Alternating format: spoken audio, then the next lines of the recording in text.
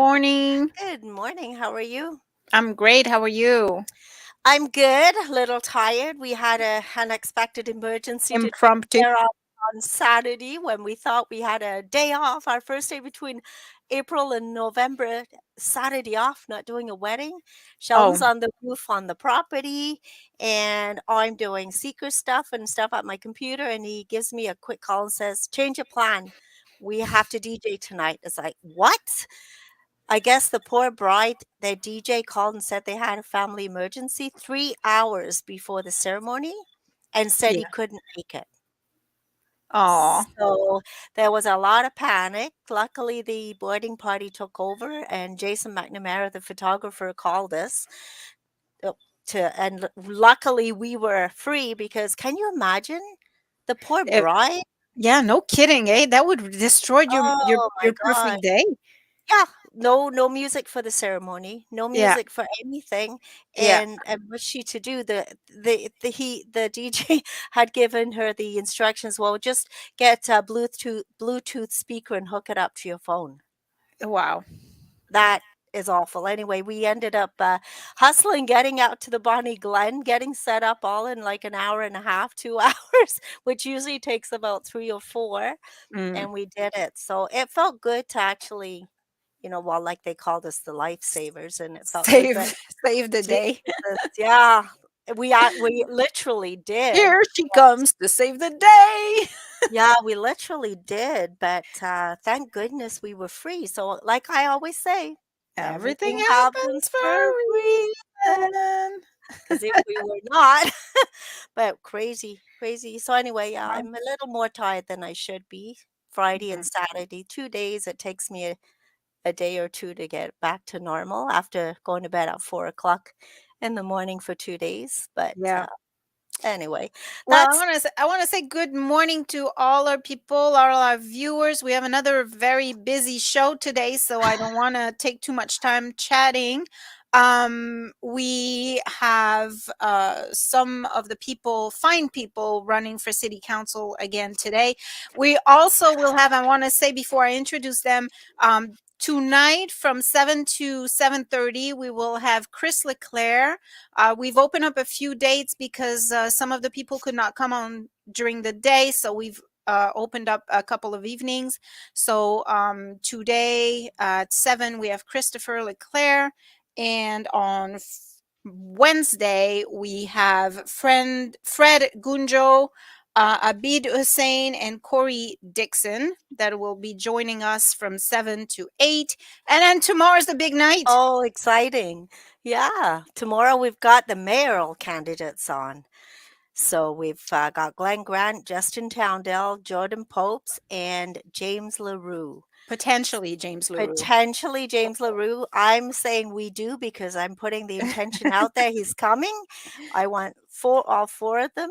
So, that'll be tomorrow night from 7 to 9. Yeah. So So get get all your your questions questions ready. ready. And I Yeah. will ask and beg people to please not troll the chat. Tomorrow we're live on simultaneously on Facebook, YouTube, and Twitter. So please do not flood the chat with trolling matters. Just All right. questions. Yeah, just real potential questions. Okay, so this morning we have with us Bruce Baker, Patrick Dussault, Jason Riley, Carilyne Hebert, and Stephen Scott. And I will bring them on right now. Here we go. Good morning, everyone. Good morning. Good morning. Good morning.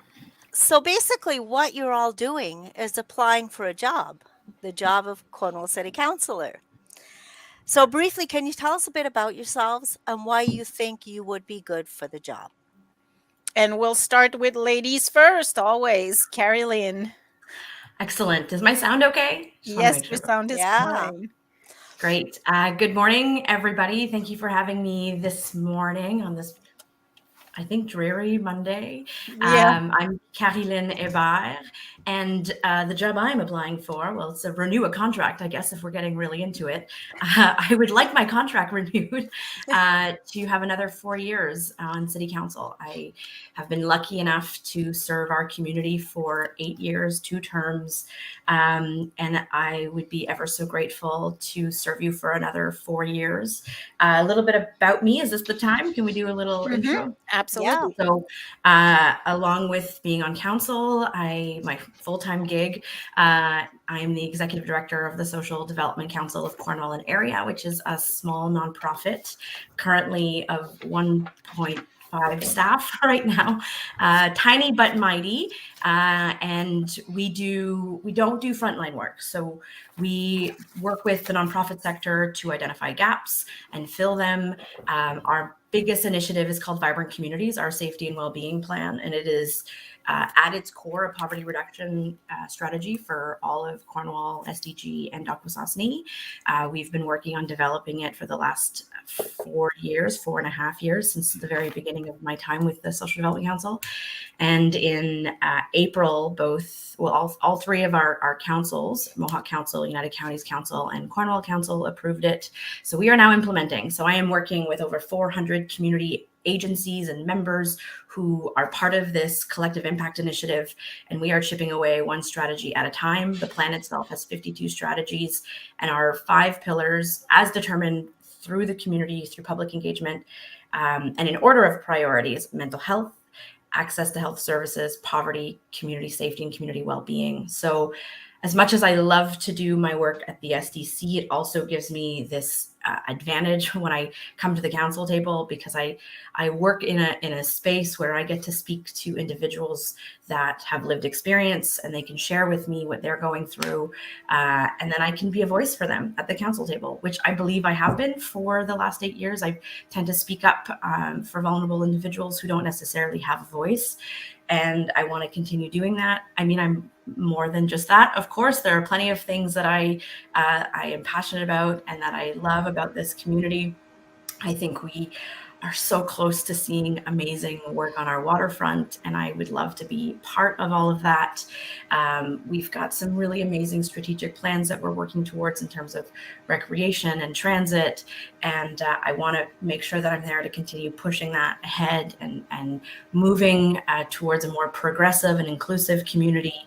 And I just hope that on the 24th, folks are considering me for another 4 years. Thank you. That's me. All Thank right. you. Perfect. I'm going to go in order that's on my screen. So we'll go to Bruce second. Awesome. Well, thank you for having me today. Hello, everybody who's watching. I'm Bruce Baker. I have the honor of being our youngest candidate this time around.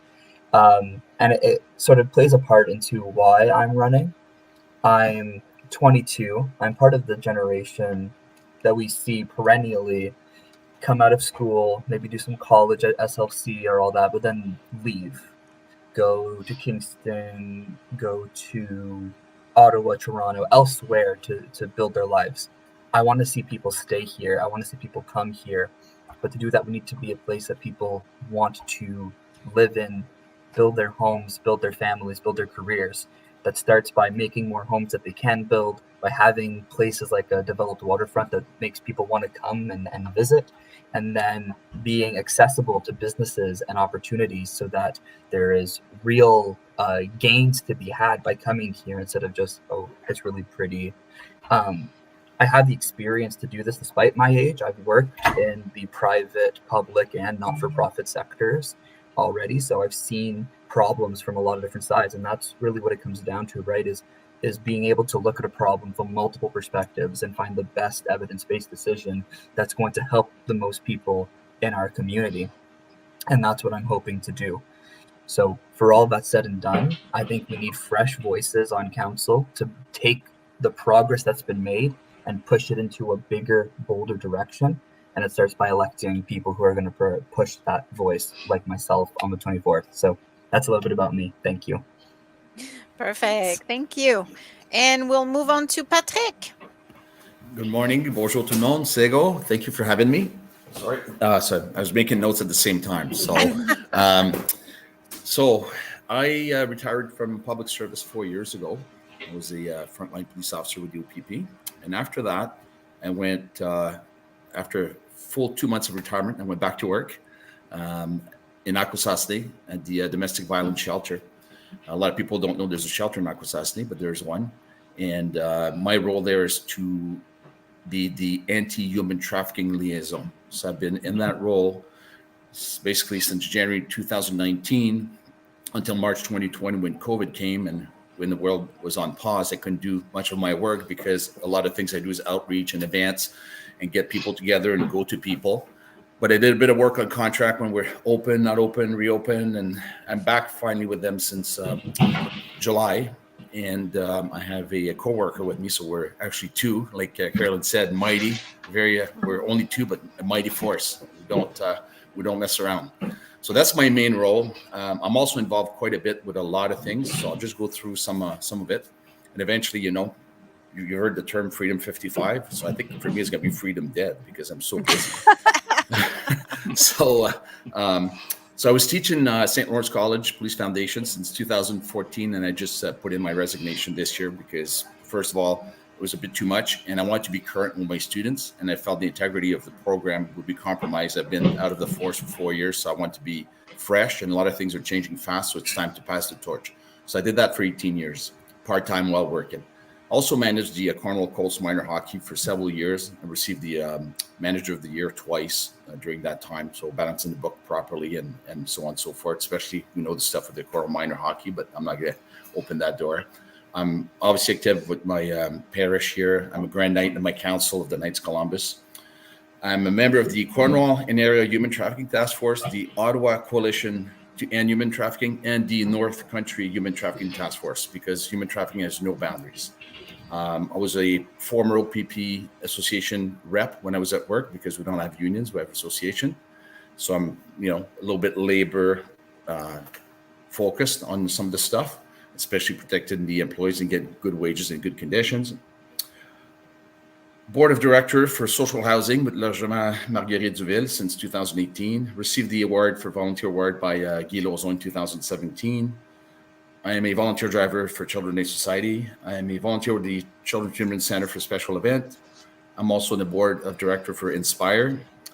I teach part-time at the French School Notre Dame on casual basis.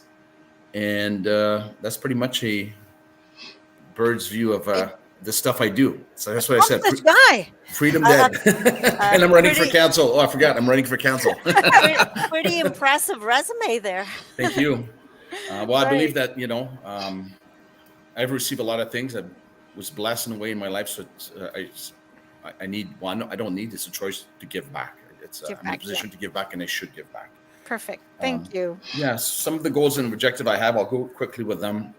And this is based on feedback that I received. So my platform was designed after speaking with citizens and check-in and receiving, emails and calls. I'm gonna interrupt you because we only have an hour, and I really want everybody to have their say.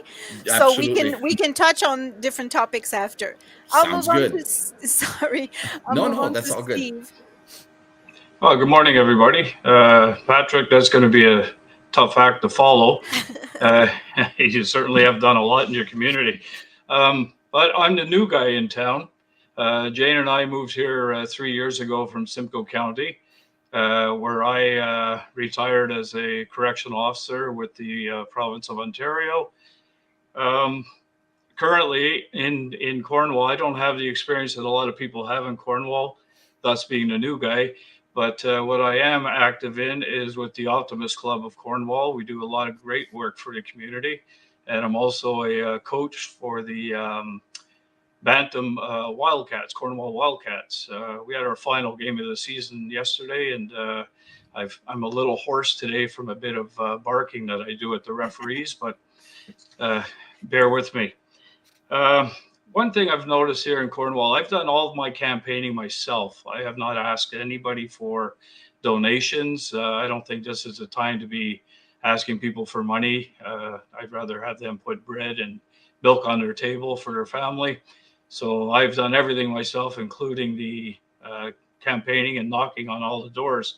The one thing I am hearing from people in this community is that we need new people and we need new ideas. And as a resident in Cornwall since 2019, I hope to bring a fresh perspective and work to move the city in a positive direction.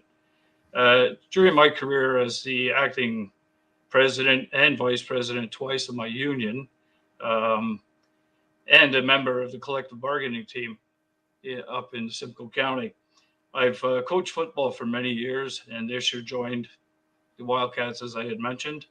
My wife and I were foster parents, helping challenged youth find their way forward. That was probably one of the most inviting things that I've ever done in my life. The kids are just amazing. We were foster parents for 11 children plus 4 of our own. I was also president of the Foster Parents Association, vice president, and a trustee for the Children's Aid Society of Simcoe County. Now I want to put my resolve into showing the residents of Cornwall that a new guy can and will make a difference in this community. My past activism and advocacy has given me a reputation as a fighter. So if you vote for me in council, I promise to do my best. It's the only promise I can make, because when you represent the people, it's very important that you represent the people. It's not always the city. The important ones are the residents. So thank you, and great seeing everybody this morning. Thank you. Thanks. And finally, Jason. Oh, thank you. Thank you for having me. Thank you for giving us the opportunity to share our message. So my name is Jason Riley. I'm a husband. I'm a father. I'm a grandfather. I graduated St. Joseph's Catholic Secondary School and St. Lawrence College here in Cornwall. Professionally, I've been working for IBM for the last 15 years, where I help manage some of our largest clients. I was raised with a sense of community and giving back. I've been volunteering in our community for well over 30 years with various nonprofits and youth sports organizations. Most recently, I spent the last 5 years serving on the board of directors for the Seaway Valley Soccer Club. Running for council is something I've wanted to do since sitting in law classes at St. Joseph's High School. It's just something that always interests me. I have a friend who sits on council now. We've chatted a lot over the last 4 years about his experience around the council table. And I decided that this was the time for me to run. So that's why I put my name forward. Excuse me. I've always had a sense of community. It's just something I wanted to do for a long time. So, yeah. Perfect. Thanks. Awesome. Thank you. So we have a whole bunch of people watching right now, but they are not asking questions. So I'm going to go with some of the questions that we've had in the past 2 weeks when we met with some of the other counselors and go over those. So the first one would be, do you think our main street, our downtown, is healthy and successful? And we have 2 downtowns here in Cornwall. We're in a unique position. And if you do not, what would you do to change that? And it's a 2-part question. So start with the downtown on Pitt and then Le Village. So I'll go with Carilyne again. Thank you, Julia. So I think our Pitt Street downtown has come a long way, even in just the last 4 years. I think you could all agree with me. It definitely has some more potential, but it has changed night and day from 4, even 8 years ago. And doesn't mean we want to just ignore it and walk away now that it's doing a bit better. We always want to make sure that we're keeping our finger on the pulse of the needs, but I think Le Village should definitely be the focus area. I think that everyone would agree with that as well, right? There's a beautiful opportunity there, especially with its proximity to the Cotton Mill District and the waterfront development that will be happening in collaboration with Mohawk Council of Akwesasne. And so there is far too many vacant spaces in our village. And there are great opportunities through programs at the city to sort of redevelop some of those spaces. And I think what is happening, and I could be wrong here, as you'll notice on council, none of us are experts on anything. We tend to lean on our administration since they're the experts, but it's a lot of owners for those businesses that aren't necessarily local. And so they leave them vacant and they pay their taxes, and that's as good as it gets. And often if they just pay their taxes, there's not really anything that we can do, right? But there's opportunities through creating additional programs where we can provide more incentives to maybe reduce the rent, because I know that's an issue with a lot of the retail space. There's an amazing program that's happening through the chamber, the rent the space for a year, and that has provided opportunities to a few really amazing businesses. I think the city can get involved with that and create more opportunities, and maybe more targeted to Le Village, and work with the owners there. But through incentives, I think that there's some really great opportunity in the near future, without, like I said, ignoring the Pitt Street downtown. So I guess I'm not sure if that answers your question. What is the state of our downtowns? I think I sort of answered that. And what the city can do is continue creating additional incentives, because there are some really great ones that already exist, and working with the downtown IAs to see what the needs are, and continue implementing the streetscape plan, which was created a few years ago, which is excellent in terms of cohesive branding for both of our downtowns. Okay, thank you. Bruce. Yeah, it's a fantastic question. Also, apologies if you're squeaking in the back. My dog has found a toy and she is very much chewing it. Yeah, the state of our downtowns is something that it's impossible to ignore, because we drive through them, so often. Carilyne is right. There's been a lot of change, positive change, especially on Pitt Street in the last little bit. But I can't help but think that the change that's happened so far has happened in spite of processes and not along with processes. And what I mean by that is our permit system. This is one of the messages that I am hearing most loudly and most clearly when I'm speaking to voters at doors, reading their emails, having and going to consultations. There is a problem wherein it is taking, we talk about Le Village and how it needs a little bit more tender love and care. There's an amazing shop on Le Village that wants to be open and wants to attract business, but has been waiting and fighting for a permit for over 16 months. Wow. And that's one of dozens of stories that I've heard similar. 16 months is probably the most extreme thing, but 3 months here, 6 months here, 9 months here, battle after battle after battle. And it's not like there's asbestos in the walls or holes in the ceiling. It's over things like the placement of a shelf or the specific range of a sprinkler. These are things that, to me, there should be a way where we could issue, here's your temporary permits, you can get up, start making your money back, start having this business. And if you don't do X, Y, and Z, these little things, then yeah, we might have to come in and review that. But to outright stop these people from accessing their livelihood because of little things like that, to me, we're setting ourselves back. The Village and downtown are great resources with a lot of potential, but we need to be doing everything we can to make sure that the people who want to tap into that potential and want to set up their businesses there and help be a part of that vibrancy in these areas, that we are working with, not against them, to accomplish that. And that's something that I really think needs to change with the incoming council. Okay. Perfect. Thank you. Patrick, do you have something to say about that? I'm going to echo the comments made by Bruce, because we attended a meeting last week, Tuesday, downtown. A lot of businesses were complaining about that. 6 months, 7 months. Also, the fact that it's not consistent. So one day you're good, the next day you're not. You can't be in the building. You can't be in the building. You call one business, said she sent 12 emails. 12. And they're all unanswered by the city.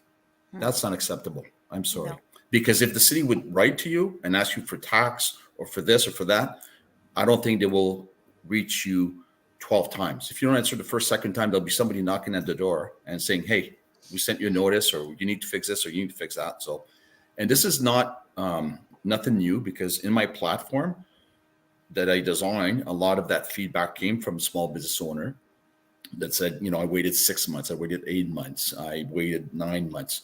And sometimes, you hear it from one person and you're thinking, wow, maybe the paperwork wasn't filled right, or you forgot to sign this, or you didn't apply in time. But then another one tells you, another one tells you, another one tells you.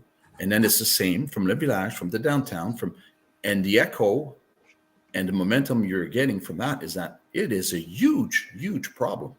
So the permit issue needs to be addressed, period. We need a task force, clear and simple, to address that. Member of council, member of admin, and citizen, and possibly Chamber of Commerce, and find out how can we make these permits available.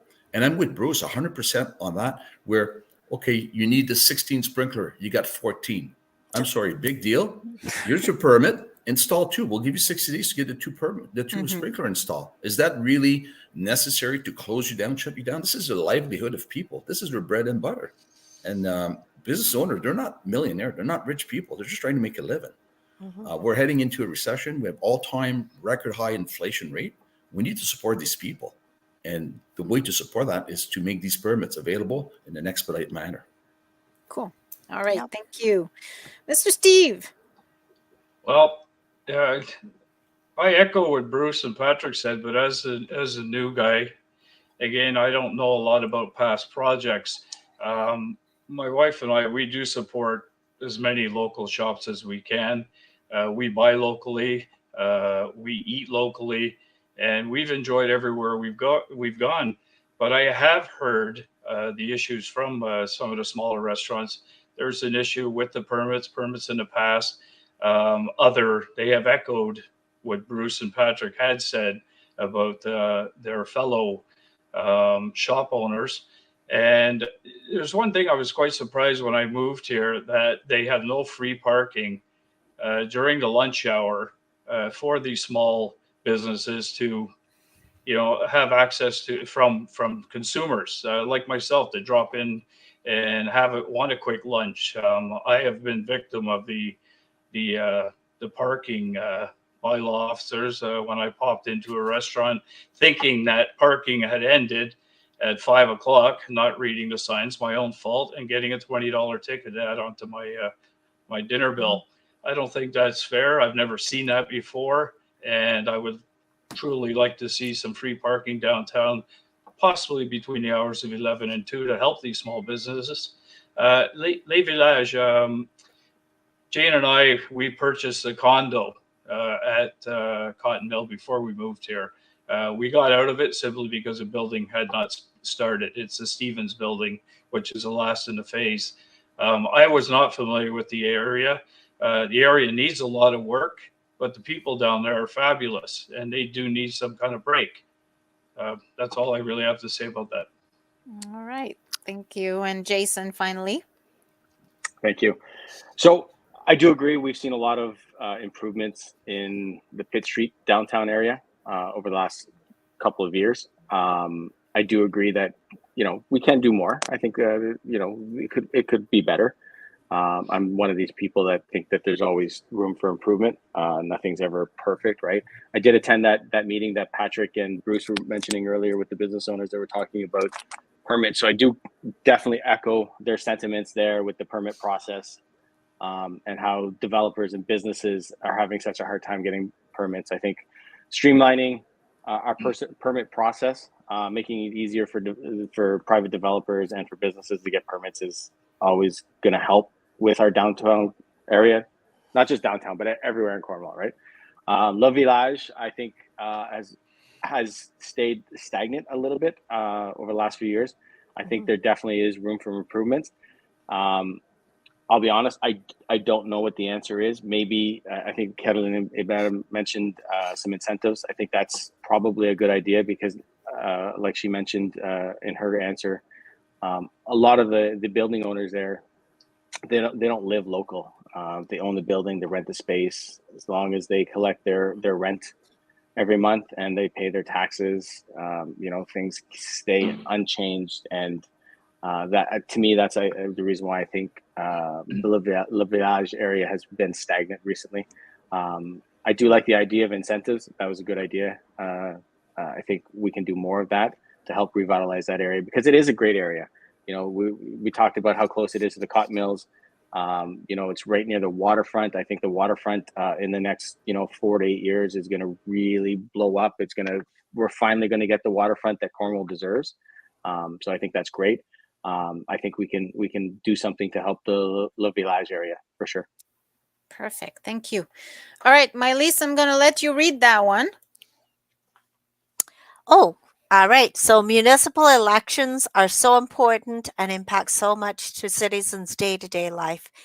Yet we all know the voter turnout is very low locally.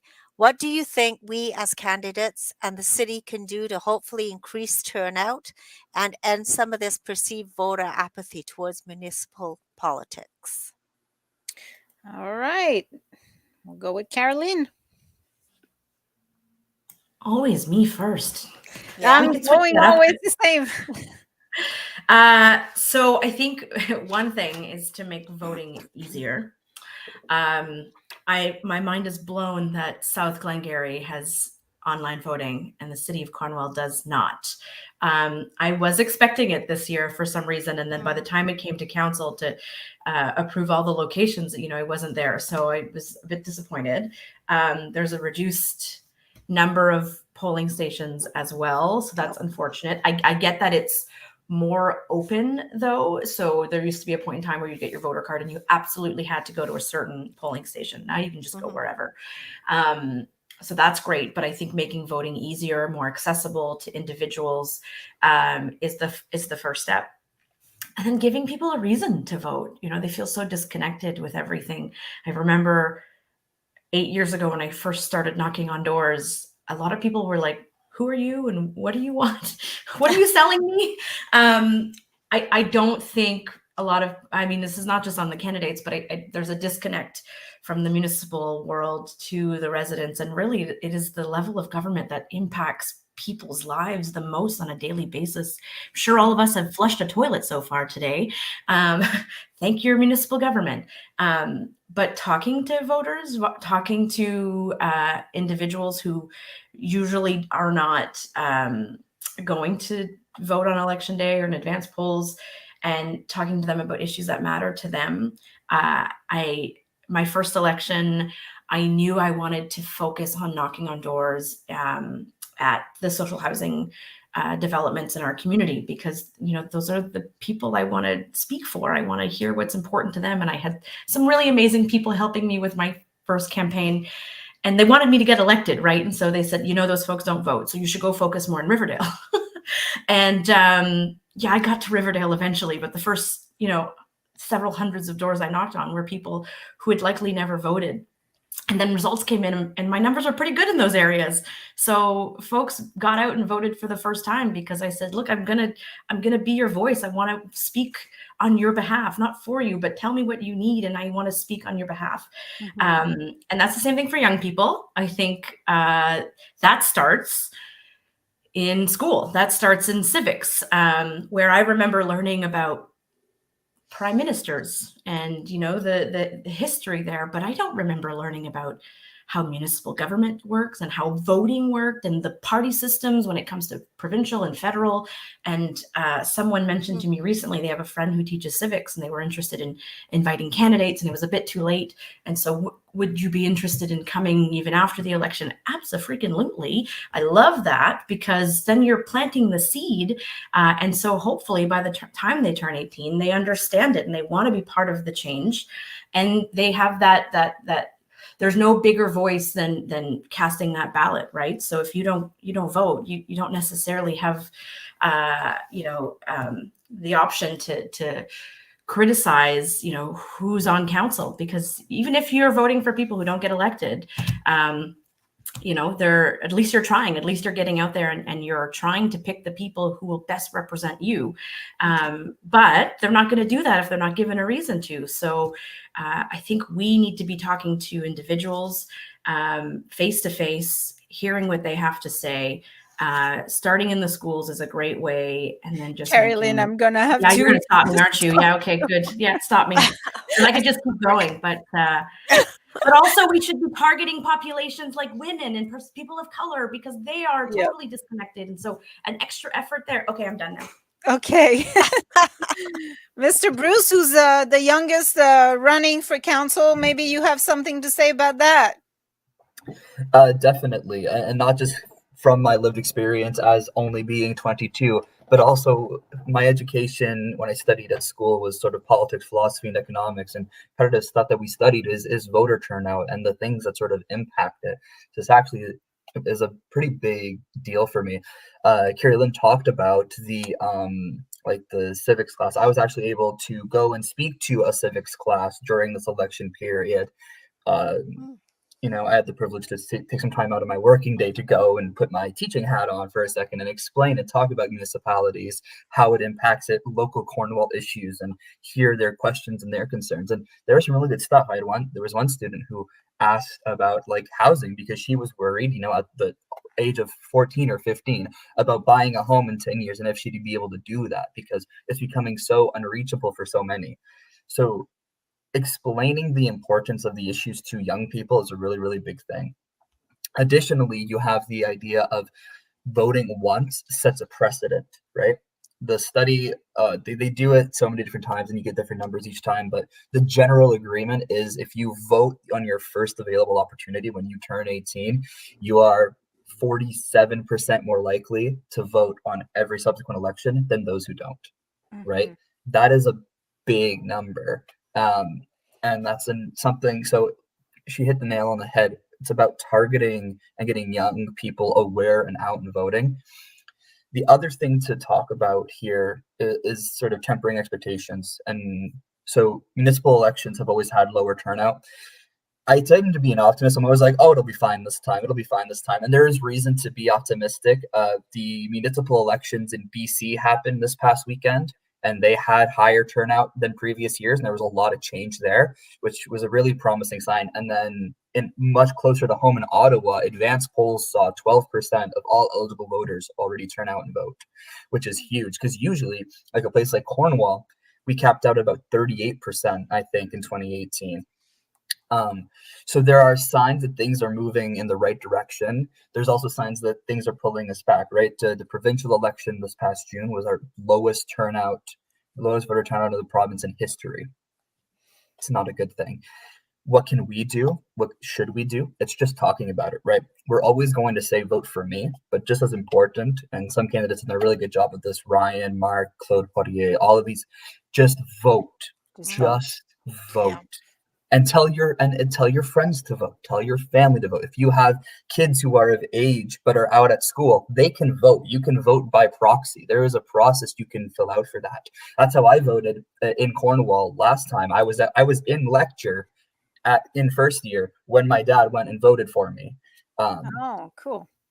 But it's just a vote. I drag my girlfriend and my roommates to vote every single time, and I'm pulling them, and I'm like, I'm buying you coffee if you go vote. I'll take you out to lunch if you go vote. Just do it. Just do it. All right. Awesome. Thank you, Patrick. Okay, this is I'm going to echo, and Carilyne, you're the only member here that is an elected official. So what I'm saying is in general terms, I'm not taking shots at you or blaming you for any of that. So please don't feel that I'm, dissing. Careful. Oh, no, I'm not. And I've known Carilyne for many years, so that's good. First of all, if we want people to vote, we don't need to repress the vote.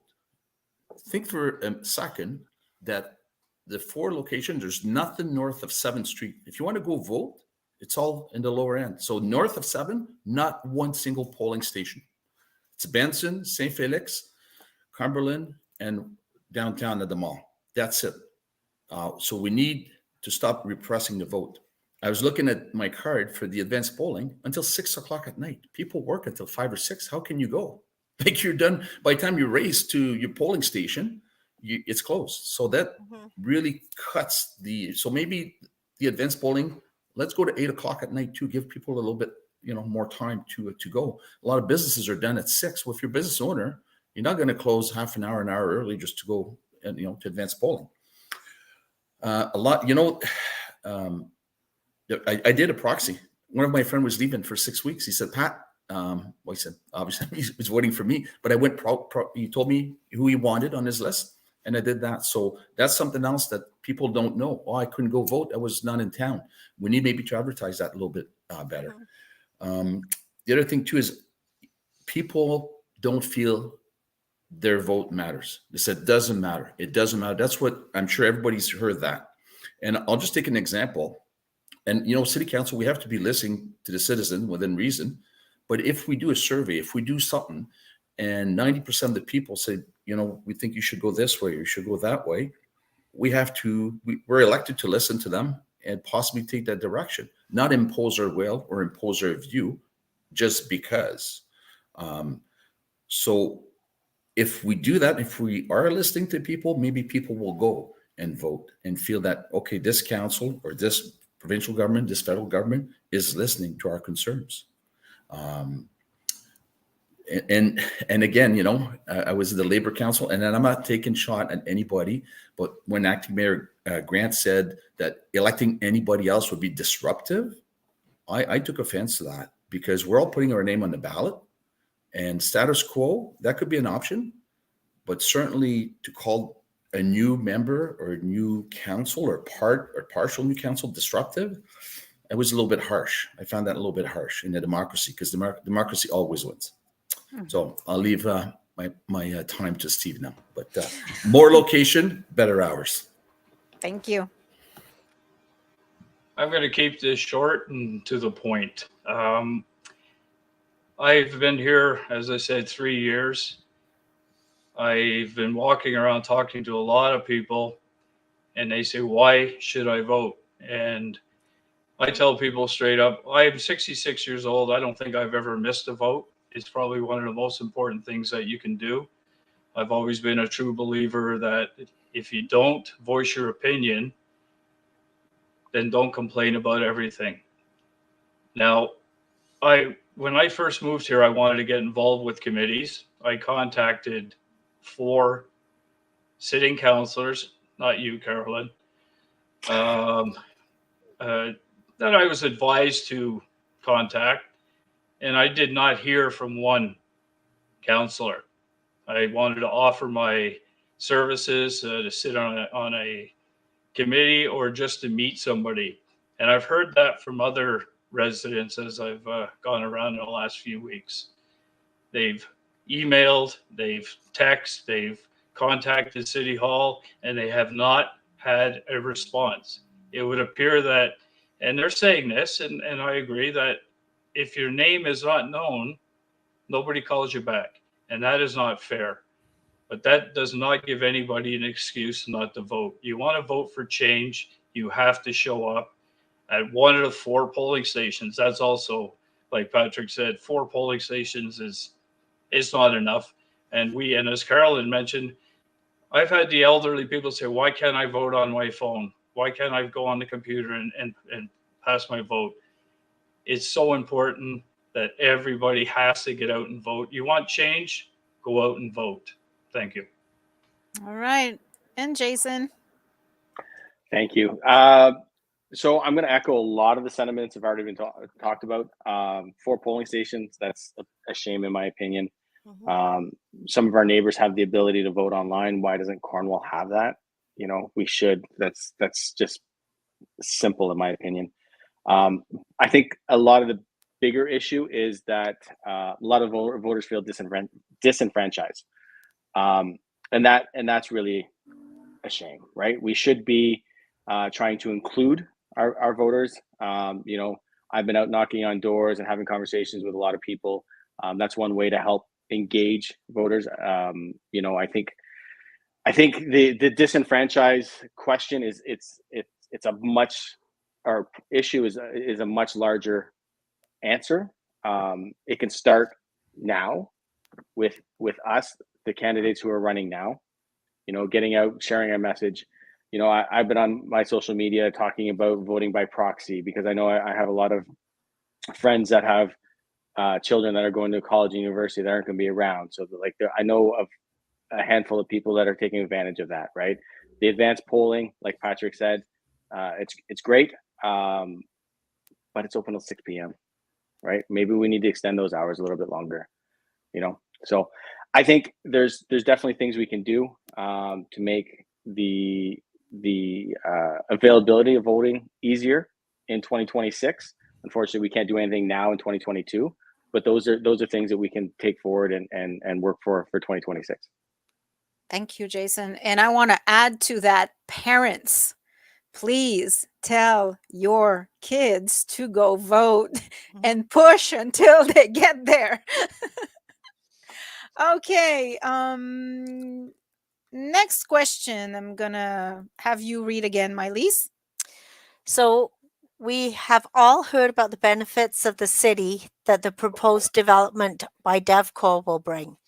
Given that this will house over 10% of the existing residential units in our community, in the equivalent of 0.005% of the land mass of the city, what challenges do you foresee this might bring to the city and its infrastructure?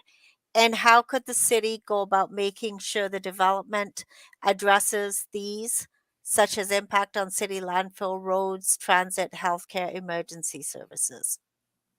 That's a big question, It and I is. think this is going to be the last question of today.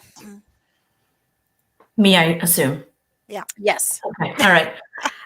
Okay. Well, first of all, maybe let me share my feelings towards this whole development. When it came to council, actually, when it came to my inbox, and then reading the council agenda, I was floored at the presentation, at the opportunities here, because they are good. They are certainly things that our community can take advantage of in terms of growth and whatnot. My concern with DevCore is its current and only will get worse, monopoly on rental units. And that doesn't mean I'm opposed to this. I think this is a really amazing proposal.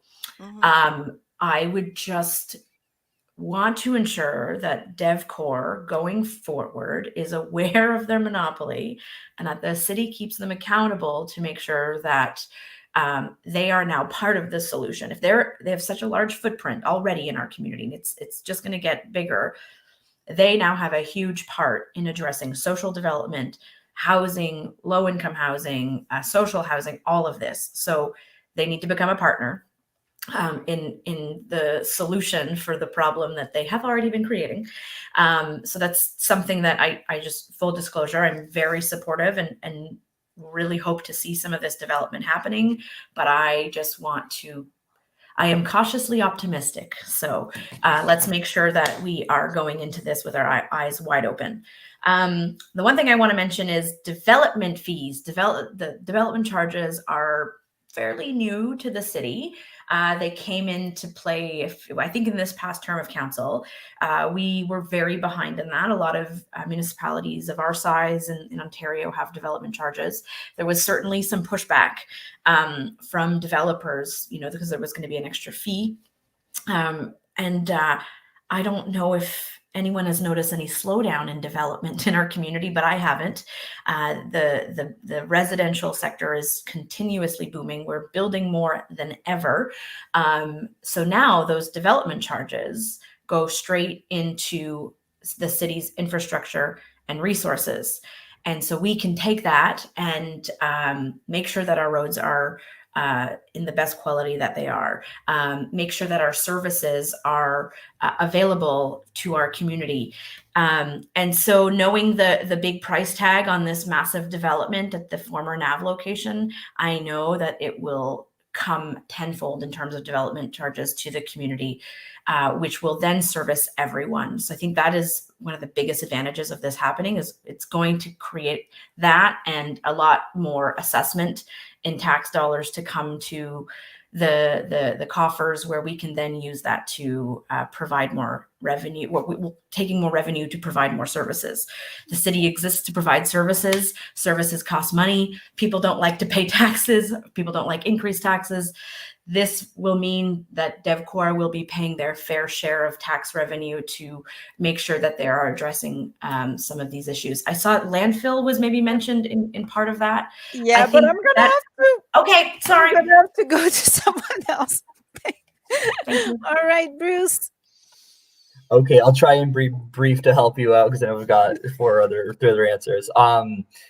So echoing a lot of what Carrie said, DevCorp is an opportunity. DevCorp is also a potential cautionary tale. We need to make sure that we are doing everything in our power to avoid a situation like in Kingston, for example. Homestead is a development company, and I struggle when I'm visiting. I struggle to find a massive apartment complex that doesn't have Homestead's name stamped on it, and it begets a lot of questions about the relationship with the city and how that influence works and all of that dirty stuff that I don't want to see ever come into Cornwall. So what we need to do is we need to make a place that not just DevCorp wants to invest to, but other developers want to come in with these major investments. Because if we have 2 or 3 bids for a major project, or 2 or 3 people wanting to do something with like a plot of land we're looking to sell, that gives Cornwall Council and thus Cornwall people voice on the matter. We get to see and choose who's getting to set up shop here. And that competition, we can use that to work in our interests. Like Carilyne mentioned, we have development charge and development fees, right? If we have multiple people coming on there, then our development charge and development fees isn't going to be something that is contentious, because if you want us to waive development charges, oh, well, we have this person who's willing to pay them, we're going to go there. Having more options is always beneficial. How we do that, we can do that again with permits and zoning reform. Zoning reform is a massive point I could talk about for hours, but I'll leave it there that if we handle it properly, DevCorp is the first step in a big staircase upwards for Cornwall. And if not, if we trip on it, then it's a long fall down. Thank you. Patrick. Thanks again. So I'm going to echo and agree with Carilyne and Bruce. Of course, you have a big investment like that, you want to be welcome in that. What I'm hearing is when I'm talking to citizens door to door, they're saying, okay, how much is that going to cost? How much is that apartment going to cost me? How much is that condo going to cost me? Can I afford this? Young people are telling me I'll never buy a house. I can't. It's out of reach now. So that's one thing. And like Carilyne said, they have to be at the table, be part of the solution. So can we have, and I don't know if legally that's feasible, a set number, a percentage of the unit for lower rent social housing, be part of that. So let's make that happen. So it's great to develop. It's great to have, because right now we have jobs and people have nowhere to stay. So that's a big, big problem. You got a good job waiting for you, but we don't have an apartment, we don't have a home, we don't have a place for you to stay. So I think the issue is basically to have them at the table and have them be part of the solution. Absolutely. Okay, perfect. Thank you, Steve. I met a young couple this past weekend who moved out of a DevCorp building because of the rent going up so high. They now live in a basement with their 2-year-old son, and their major complaint was, is DevCorp going to drive up the price of rents? A lot of people are a little concerned about the deep pockets of a big corporation coming into the city of Cornwall and possibly taking over the waterfront, building condos. I don't know what the DevCorp's future plans are. I respect what they're doing with, NavCan. I don't know a lot about the project, but I do hope that a certain percentage does go to affordable housing, and perhaps this young couple that live in the basement for, I think they were being charged $15.50 a month, something like that. It's just ridiculous. So let's hope that DevCorp come in as a good partner instead of a, lack of a better term, a bully. Okay, thank you. And Jason? Okay, so thank you. I guess this is the detriment of going last. Most of my talking points that I wrote down when you asked the question have already been talked about. But I agree with Carilyne again. When I saw the presentation, talking about 2,300 much needed housing units in Cornwall. The development on the waterfront, I'm like, these are all steps in the right direction. But at the same time, I'm also cautious because of some of the studies and some of the papers I've read about how one housing development will come in and monopolize all the units in a city, and that tends to lead to a lower quality of life for those renters, right? So I'm a little cautious there. I have seen, you see the DevCore signs everywhere when you drive around Cornwall, so you've seen them I everywhere, know. right? But It's like Dev Cornwall now. just about, right? But you're seeing that they're at least beautifying the exterior of their buildings, right? I know that they are doing renovations in some of the apartments. They're not kicking people out, right? They're not saying, okay, I want to do renovations, you need to leave, you got 2 months. They're waiting till the tenants move out on their own, and then they're renovating the apartments, right? So in that case, I think that's great. We're not in a Cumberland Gardens sort of situation, those renovictions. But I'm cautious. Okay. I'm also optimistic.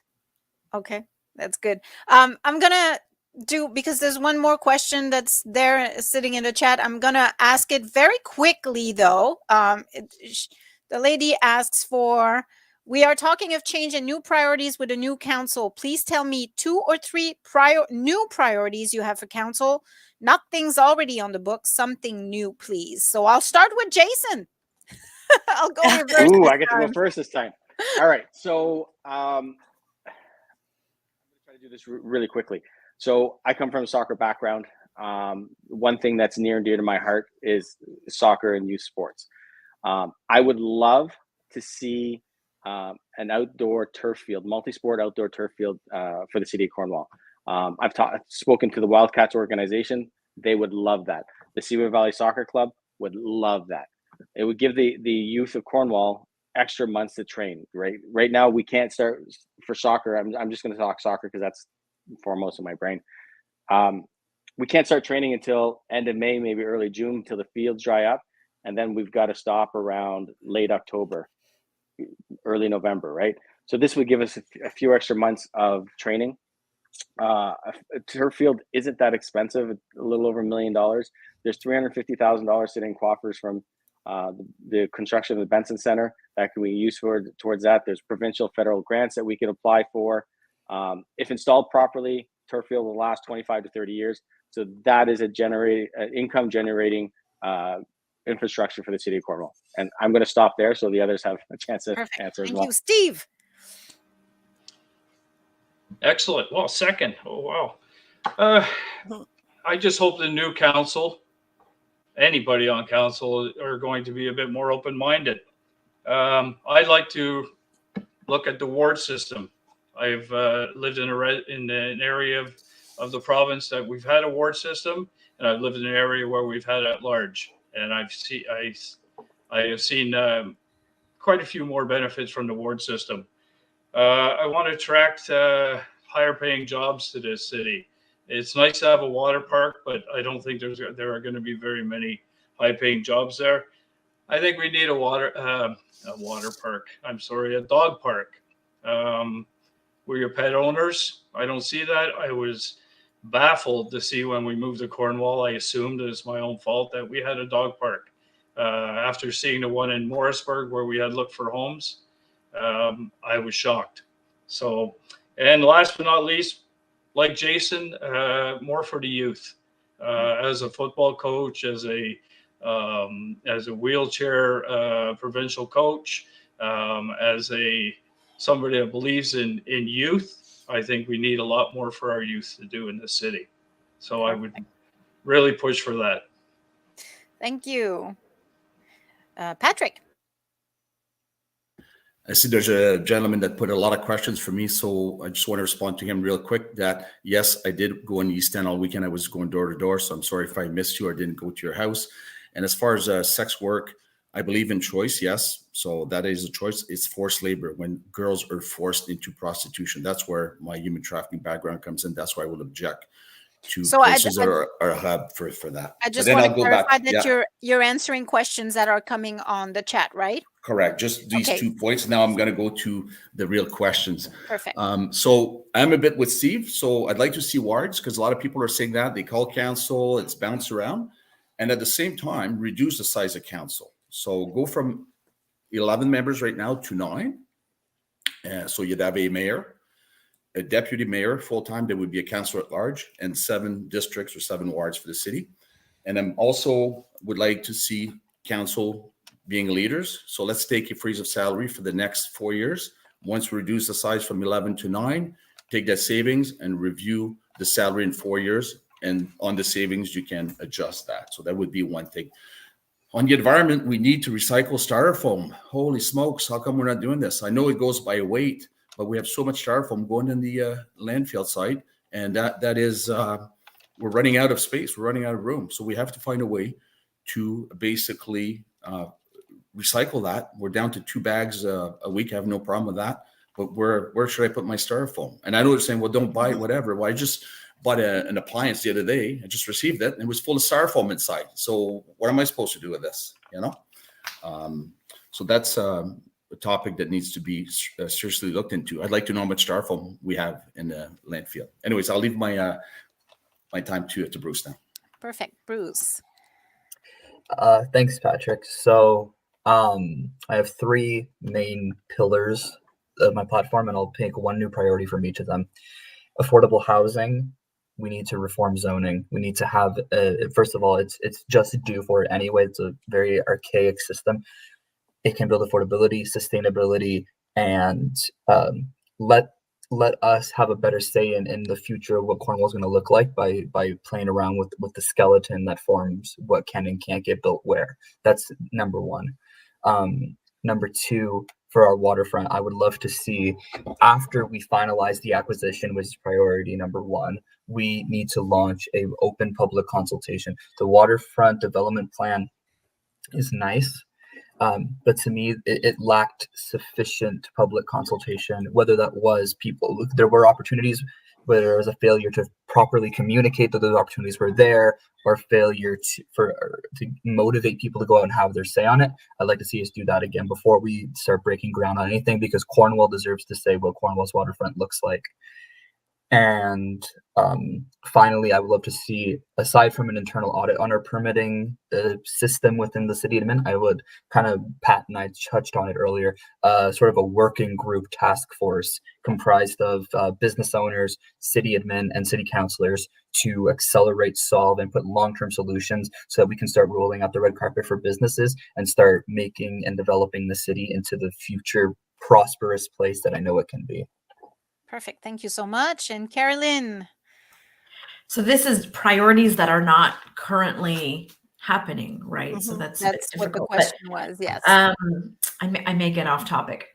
Something that actually was in my platform 8 years ago and was an effort at some point in the last 4 years, and it doesn't ever seem to see the light of day is, and I think we've all kind of mentioned it a little bit, is to have a youth engagement, retention, and attraction strategy, but a strategy created by youth for youth. So having an opportunity to create somewhat of a little task force of local youth. And when I say youth, that goes up to, like to say 29, and making sure that we're hearing from them. What are the needs? What would attract young professionals to our community, and then implement it. That would be just a tiny little piece that I would like to see in the next 4 years. I want to continue building relationships with Akwesasne. We're dipping our toe in the water, but we can really go all in here. It's an amazing opportunity. We want to take ownership of our waterfront, but I think we should continue doing it in partnership with Akwesasne, like we have done with the Portlands. There's so much more land that we don't own. That's something that a lot of people, I don't think, realize, that a lot of the waterfront land we don't even own. So forging ahead with partnerships, always including Akwesasne. We really need to address the income disparity in our community. There's a incredible gap. A lot of individuals in our community are living below the poverty line, are struggling to put food on their table. So focusing on that, and that'll be obviously focus on housing. And I guess I can't say that because we're doing a lot on housing, but there's so much more. We have a great recommendation, but we need to be more aggressive in implementing those recommendations from the Mayor's Task Force on housing. There are timelines in that recommendation that are next year, the following year. Let's just go all in and be more aggressive. When it comes to recycling, which was mentioned, this is in the works, but collecting organic waste. That is when I started composting, I realized that I went from, a bag a week to a bag of every 2 months. So organics is in the works, but it needs to happen sooner rather than later, because every year that we don't do that, we are just eating up the landfill. So that'll divert a ton of waste from our landfill, which will in the long run save folks a lot of money. If they are being more cautious with what they're putting in their trash, then we won't have to close the landfill as soon as it is projected to be. Closing and then creating a new landfill or looking to put our waste elsewhere is going to be millions of dollars. So if we can just continue to divert and public consultation, I think if you have mentioned this, there have been many opportunities for the community to provide input, but we need to step it up a little bit. What I've noticed in my own work is that if you just put a survey up online and you rent a room at a city facility and you ask folks to show up from 6 to 8 on a certain day, you're going to get people who are incredibly opposed and incredibly in favor of whatever that issue is. You need to break down that box and go to where people are and have them thinking about issues they've never considered before. What do you think of the waterfront? What do you think of recreation? What do you think of our transit system? Going to pop up in different parks and go to food banks and go to where the people are and have those conversations and force them to have a say, rather than all of us who are kind of in the know of what's going on, showing up and answering the surveys, going to public consultation. It skews the results a little bit. So I think we should be a little bit pushier in terms of public consultation. And it's obviously going to come with the waterfront. A lot of it has been done, but there's way more to do. And I'm so glad that we have great partners with the Portlands. They're doing great work in terms of public engagement, and I'm hopeful that when we are ready to start creating a plan, that we do exactly that. As we don't just set up shop at the Benson Center for a couple of hours. We go and we talk to people and ask them what their real desire is and what their hopes and dreams are for the waterfront. Okay, perfect. Mhm. All right, so that's it for today. There's a lot of activity in the chat on Yeah. YouTube, and there's a lot of stuff going on. But I'm gonna let you go, guys, because we've gone for an hour and 7 minutes. It was supposed to be only an hour, so I apologize for the extension. But I wish you the best of luck to all of you on the 24th, and have a great. And everybody get out and vote. Get out and vote. Yeah, absolutely. Yeah. So have a great day, guys.